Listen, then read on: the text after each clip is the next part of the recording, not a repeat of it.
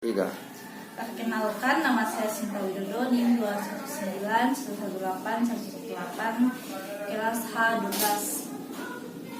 Sang pengarang. Ibunya kecil, sikapnya selalu riang dan suka bercanda. Wajahnya ceria dan penuh semangat. Ia selalu menyisir rapi rambutnya ke belakang sehingga jidatnya yang lebar kentara terlihat. Begitu juga tatapan matanya yang tajam. Ali Akbar Nafis namanya. Biasa dipanggil Pak Nafis. Ia seorang pejuang kemerdekaan, anggota DPRD, dosen dan penulis buku ilmu pengetahuan. Akan tetapi, ia lebih dikenal sebagai seorang pengarang karya sastra.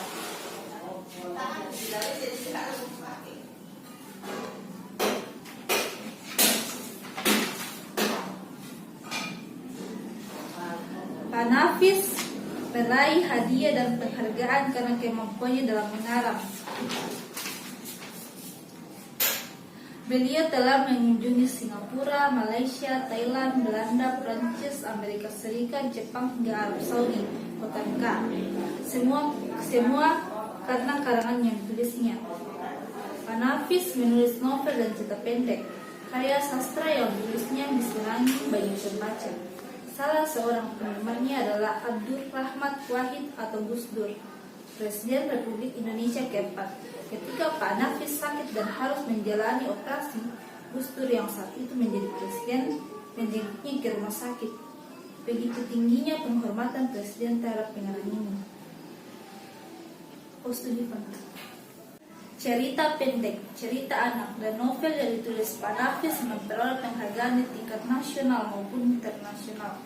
Beberapa karangannya juga telah diterjemahkan ke dalam berbagai bahasa asing, yaitu bahasa Inggris, Jerman, Prancis, dan Jepang. Selain menulis karya sastra, Pak Nafis juga menulis buku tentang kebudayaan, pendidikan, dan sejarah. Bukunya tentang adat dan kebudayaan Minangkabau dikenal secara luas. Hampir setiap orang yang belajar tentang kebudayaan Minangkabau memanfaatkan buku ini. Buku itu berjudul Alam Terkembang Jadi Guru. Pak Nafis juga menulis buku tentang sekolah dan pendiri perguruan INS Kayu Tanam, Sumatera Barat. INS Kayu Tanam adalah sekolah tempat Pak Nafis belajar. Buku itu layaknya penghormatan dan ungkapan terima kasih Pak Nafis kepada guru dan sekolahnya. Guru di sekolah itu telah mendidiknya menjadi orang yang tekun dan bersemangat untuk belajar sepanjang hidupnya. Ketekunan itulah yang menjadikan Pak Nafis dihormati sahabatnya dari berbagai negara. Pak Nafis memang mempunyai banyak teman di Jepang, Amerika, Prancis, dan Malaysia. Teman Pak Nafis umumnya dosen dan peneliti di perguruan tinggi terkenal di negaranya. Si kurus yang pantang diremehkan. Pak Nafis dilahirkan di Padang Panjang, Sumatera Barat pada 17 November 1924. Ia anak pertama dalam keluarganya. Saat kanak-kanak, Pak Nafis tinggal bersama kakek dan mande tua, kakak ibunya. Mereka tinggal di kampung Jawa, Padang Panjang. Di kampung ini banyak terdapat orang Jawa yang bekerja di jembatan kereta api. Selain itu, ada juga dari Ambon, Sumatera Utara, serta sebuah keluarga Belanda. Jadi, kampung kecil itu dihuni oleh orang dari berbagai suku bangsa. Ayah Pak Nafis berasal dari kota Anau, sebuah kampung di Gunung Talang, Kabupaten Solok. Nenek moyang ibunya berasal dari Jawa dan menetap di Bengkulu. Ayah dan ibu Pak Nafis bertemu di Padang Panjang. Jadi, Pak Nafis adalah turunan dari dua suku bangsa yang merantau ke berbagai daerah dan akhirnya menetap di Padang Panjang. Keluarga Pak Nafis sejak awal bekerja di jawatan kereta api. Kakeknya seorang masinis kereta api, sedangkan ayahnya seorang pegawai pengawas jalan. Beberapa pamannya juga bekerja di perusahaan kereta api. Keluarga ini pun tinggal tidak jauh dari stasiun kereta api di Padang Panjang. Pak Nafis tinggal bersama kakek dan Mande Tuo. Keluarga itu adalah keluarga yang sederhana. Mereka hidup dari uang pensiun kakek sebagai masinis kereta api. Di rumah itu juga ada anak dari saudara yang lain. Untuk memenuhi biaya hidup, Mande Tuo membuat kue. Anak-anak kemudian membantu menjualnya ke sekeliling kampung dengan menjunjungnya di kepala. Untuk menghemat biaya makan, Mande Tuo menggoreng sebutir telur untuk mendadak agar berapa menit nih, Van? 3 menit 40 detik. Berapa tadi? 22 menit? Apa?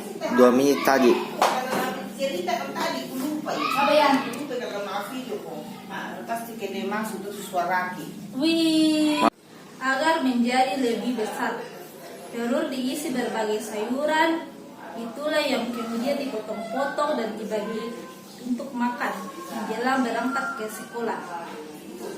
Saat masih kanak-kanak, Pak Nafis suka sekali main sepak bola. Badannya yang kecil dan kerempeng tidak menghalangi keinginannya untuk bermain bersama teman. Dia bermain karena suka, bukan untuk prestasi. Kemampuannya bermain sepak bola tidak terlalu menonjol. Meski bertubuh kecil, Pak Nafis adalah pemain yang gigih. Pak Nafis bersedia menempati posisi apa saja asalkan ikut bermain. Kadang ia menjadi penyerang, bek, atau pemain sayap. Kalau ada pemain lawan yang bermain kasar, Pak Nafis kecil tak mau membalasnya. Ia tak mau bermain kasar dan curang. Ia selalu berusaha bermain dengan baik agar tak diremehkan lawan. Sebagaimana lazimnya pada masa itu, Pak Nafis kadang terlibat perkelahian sesama anak-anak. Suatu hari, ia dan 6 temannya sepakat menantang 3 anak Belanda untuk berkelahi.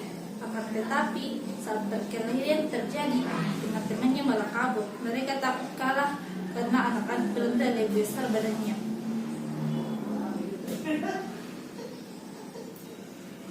Tinggallah Pak Nafis sendirian melawan 3 orang berbadan besar. Pak Nafis berusaha kuat untuk terus melawan hingga akhir perkelahian. Dia memang kalah, tetapi tak pernah menyerah. Anak-anak Belanda itu malah mengagumi keberaniannya. Kota Padang Panjang terletak di kaki gunung. Saat pagi, hawanya dingin sekali. Penduduk di sana terbiasa bangun pagi dan langsung mandi di pancuran atau kolam. Dengan mandi pagi, tubuh jadi lebih kuat melawan udara dingin. Maka dari itu, pagi sekali Pak Nafis sudah bangun dan mandi. Sehabis subuh, ia berjalan ke stasiun kereta api yang tak jauh dari rumahnya. Dengan kereta api, itulah Pak Nafis berangkat ke sekolah. Jalanan dari Padang Panjang menuju Kayu Tanam ditempuh dalam waktu sejam. Rel kereta api menembus hutan lebat, lembah aneh.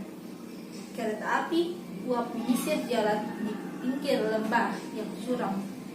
Juga melintasi banyak jembatan dengan sungai berarus deras, tetapi jernih airnya.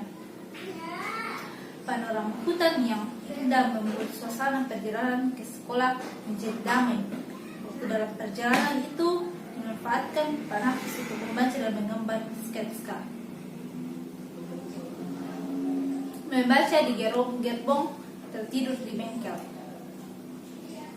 Pak Nafis membuat sketsa pemandangan alam yang dilihatnya sepanjang perjalanan. Gambar pohon, jembatan, atau perbukitan. Kadangkala ia juga membuat sketsa penumpang yang sedang duduk atau tidur-tiduran di bangku gerbong. Kebiasaan itu kemudian mendorong Pak Nafis sedang melukis. Selain itu, Pak Nafis memanfaatkan waktu di perjalanan itu untuk membaca. Satu kali perjalanan, Pak Nafis bisa menamatkan 1 buku kecil berisi cerita. Itu ada yang dipinjamnya dari sekolah, ada juga yang disewa dari tempat penyewaan buku, atau kadang dari perpustakaan sekolah temannya. Kebiasaan membaca di perjalanan itu menjadikan Pak Nafis senang membaca. Mula-mula Pak Nafis lebih tertarik pada puisi. Ia senang puisi-puisi Chairil Anwar, bagian yang menurutnya menarik. Dicatatnya di sebuah buku tulis. Ia juga menghafal bagian yang menarik itu. Pak Nafis kemudian mencoba membuat puisi sendiri. kuis tentang lingkungan alam dan masyarakat sekitar. Berbagai hal ditulis dan jadi puisi, sejak dari pohon, manusia hingga kegiatan di sekolah. Kemudian, Pak Nafis lebih menyukai cerita pendek dan kisah petualangan. Beliau pun membaca buku kumpulan cerita pendek dan novel. Ia juga mencetak kalimat-kalimat yang dianggapnya bagus. Berbagai macam buku cerita dibacanya. Biasanya karya pengarang Indonesia, tetapi juga karya terjemahan dari bahasa asing.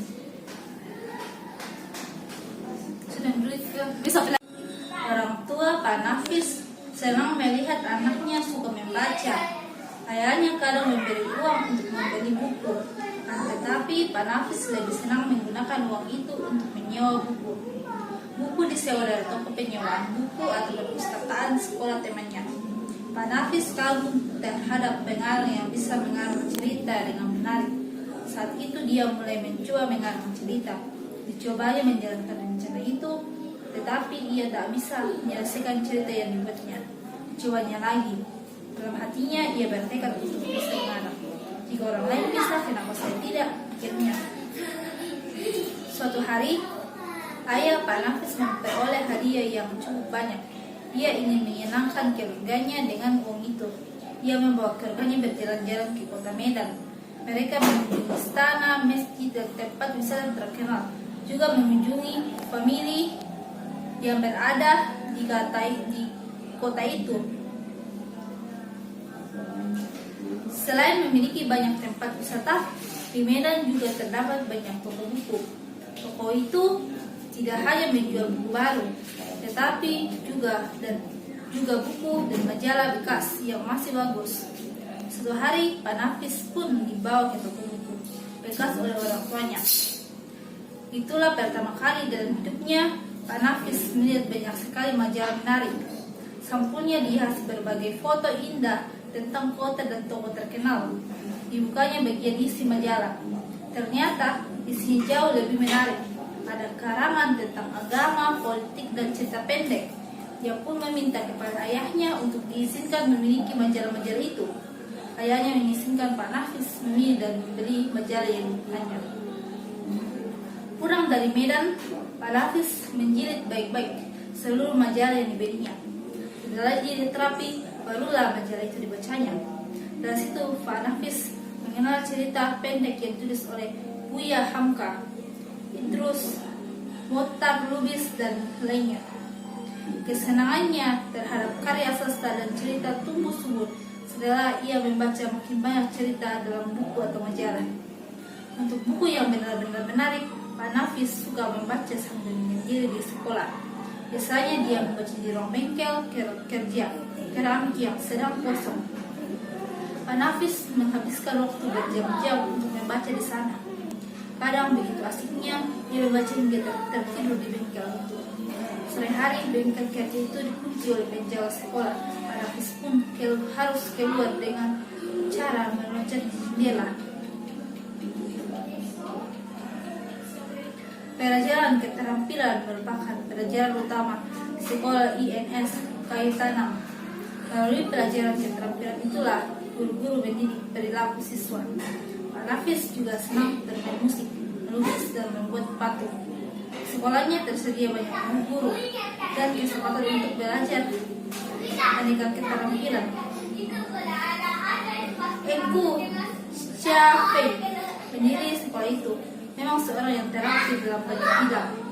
Beliau bisa menciptakan lagu, bermain musik, melukis, mengarang, membuat mebel, hingga bertukang. Begitu juga guru-guru yang mengajar adalah guru yang terampil. Bahkan gedung sekolah mereka dibangun oleh siswa dengan bimbingan guru.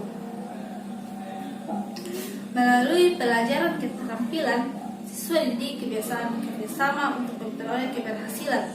Misalnya, agar bisa memainkan musik yang baik, seluruh pemain harus disiplin saat berlatih.